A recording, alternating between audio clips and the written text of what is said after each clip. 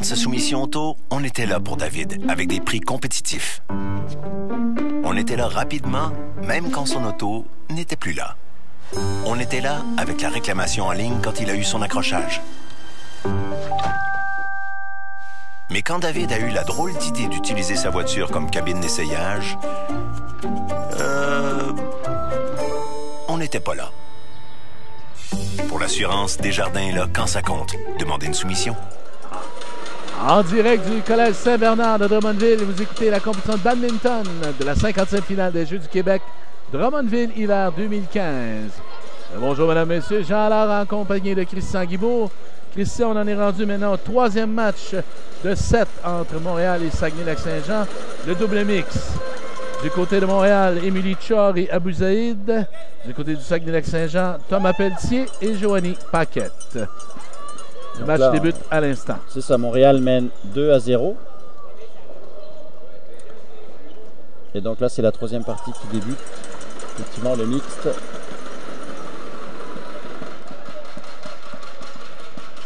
Je peux rappeler que Montréal a gagné les 2 premiers matchs de cette compétition par équipe. C'est ça, le double homme 1 et puis le simple masculin donc, ont été remportés par la région de Montréal. Kenneth Lee a joué les 2 matchs, a terminé sa journée. C'est ça. Lui, il a terminé la rencontre. Il peut aller manger encourager ses coéquipiers pour le restant de ce match.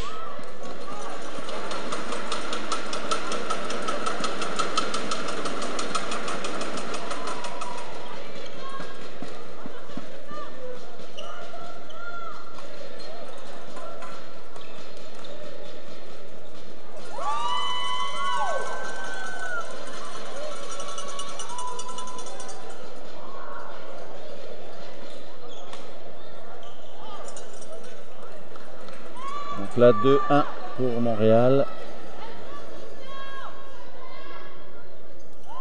Émilie au service de égalité.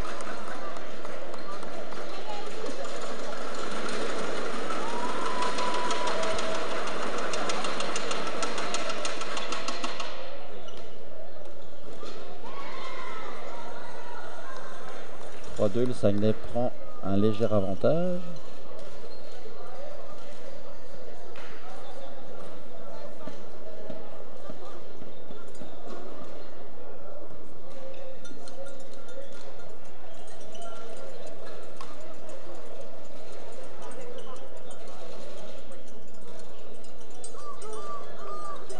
Égalité.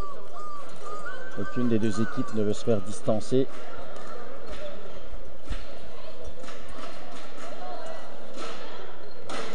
On a vu Abou servir derrière sa coéquipière. Ouais. Tu peux expliquer là, cette stratégie ou comment pourquoi on peut servir derrière. On ne doit pas être à l'avant de la ligne ou on peut se mettre partout dans la surface pour servir. En fait, il se met derrière parce que Émilie, elle, son rôle, ça va être de se placer au centre du terrain, le plus près possible du filet, en cas d'amorti de l'équipe adverse. Donc, même au service, on joue devant-derrière. C'est ça, même au service. En mixte, particulièrement, on va jouer devant-derrière. Comme je l'expliquais hier, en fait, les filles ont moins de force, mais elles sont beaucoup plus fines, elles ont beaucoup plus de technique au filet. Donc, on souhaite qu'elle joue au filet pour avoir la possibilité de marquer un point avec un amorti. Et on peut prendre cette position même au service. Même au service. Même au service, parce que bien souvent en double, et particulièrement en double mixte, le serveur, que ce soit le garçon ou la fille, va servir court. Donc toujours dans l'optique de ne pas perdre le point en subissant un contre-amorti. on doit se placer derrière le filet pour être tout de suite prêt à parer le contre-amorti de l'adversaire et éventuellement. C'était mon questionnement. Si on veut jouer court, est-ce qu'on n'est pas mieux de servir à l'avant? Servir à l'avant. Ben, si on veut faire un service court, servir plus proche du filet.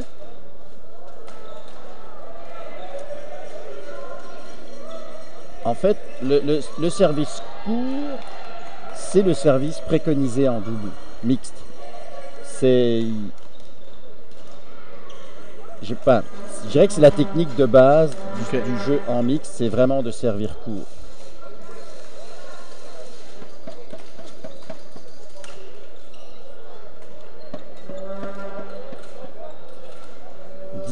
Donc là, c'est le point qui va mener. On verra si on prend une pause à la mi-manche. On continue le match.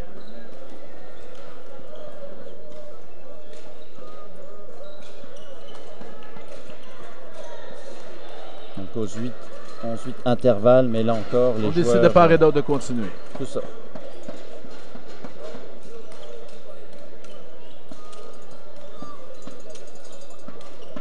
Un léger avantage pour l'équipe de Montréal.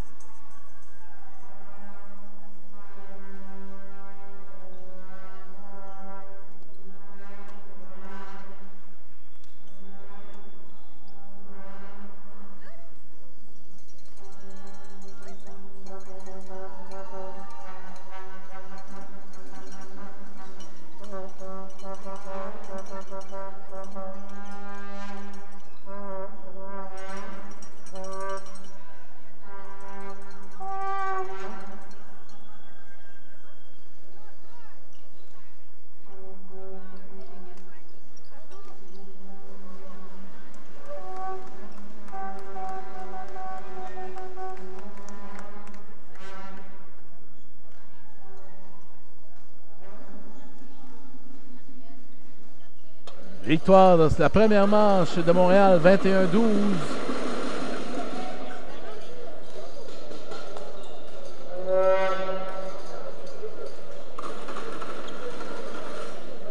On peut voir une reprise là, un des coups de la première manche.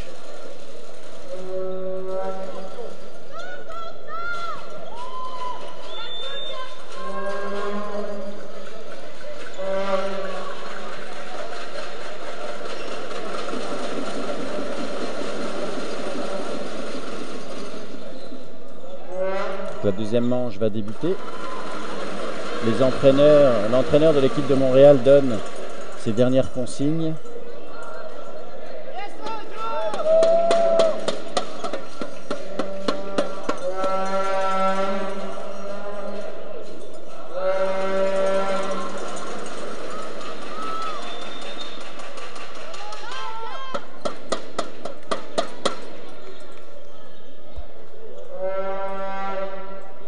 Début de la deuxième manche.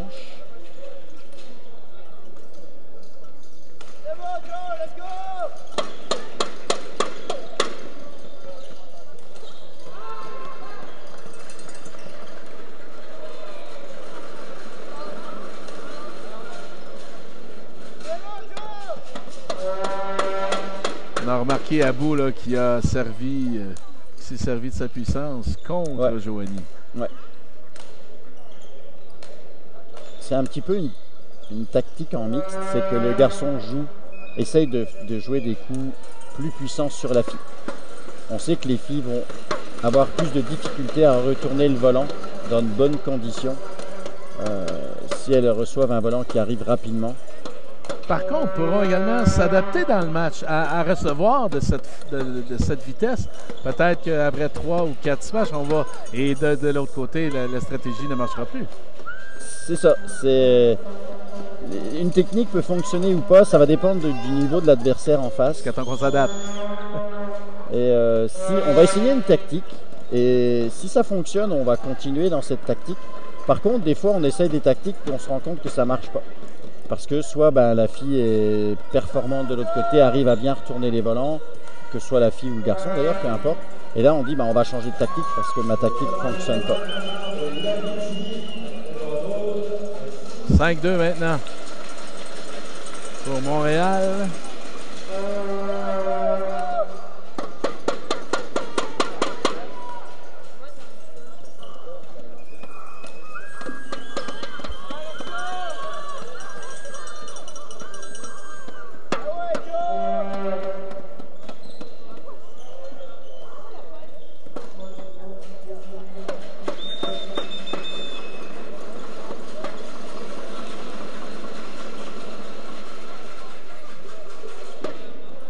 On a vu là, ce que tu expliquais hier, la zone de divorce entre Thomas et Joanie. Les deux ont hésité à frapper le volant.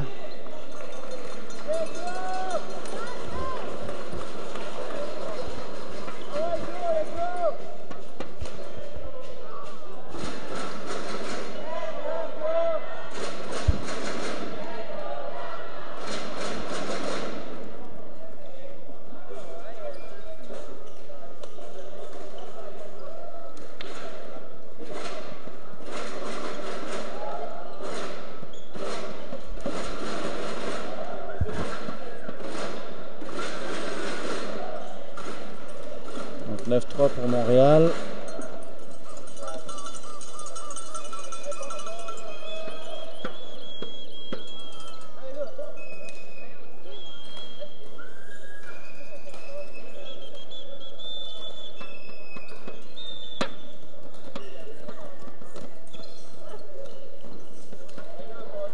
Très bel échange. Ouais. Un long échange.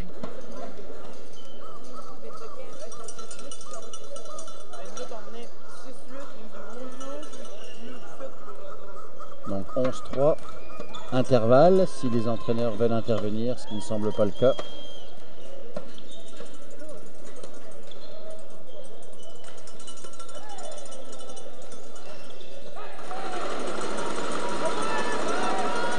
On poursuit le match.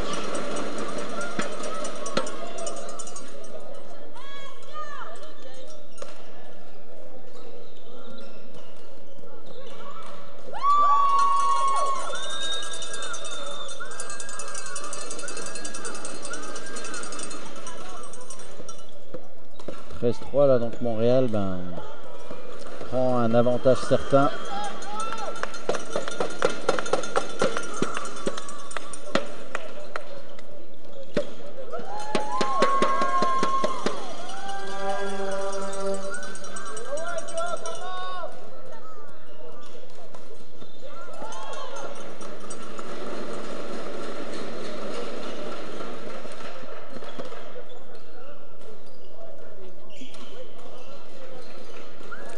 On s'achemine vers une troisième victoire de l'équipe de Montréal.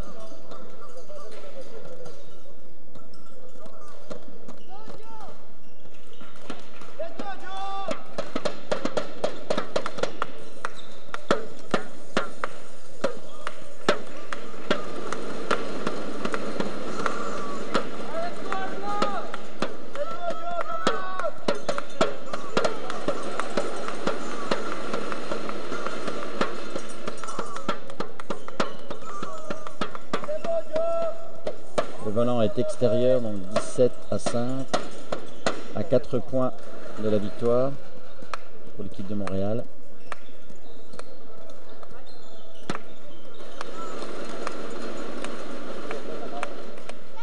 Extérieur encore, 18-5.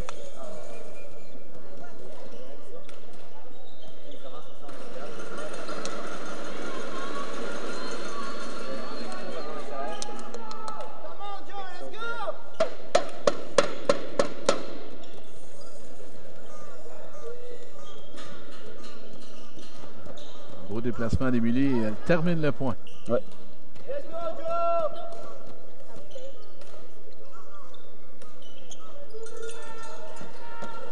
Voilà. Point de match pour Montréal.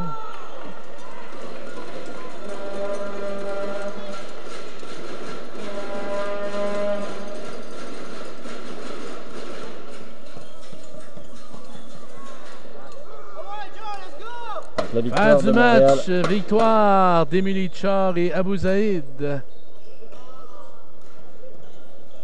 de Montréal.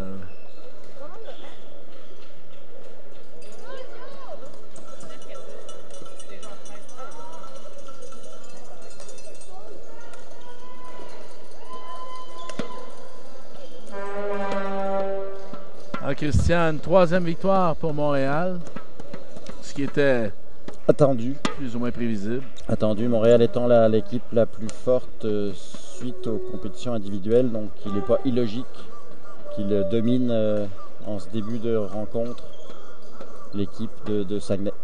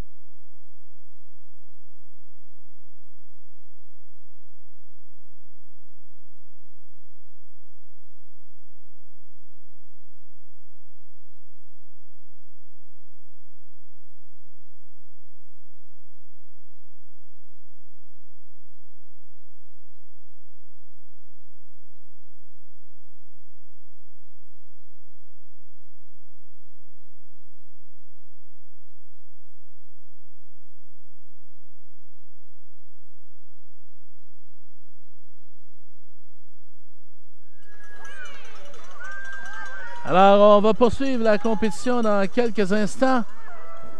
En direct du Collège Saint-Bernard de Drummondville, vous écoutez la compétition de badminton de la 50e finale des Jeux du Québec, Drummondville hiver 2015.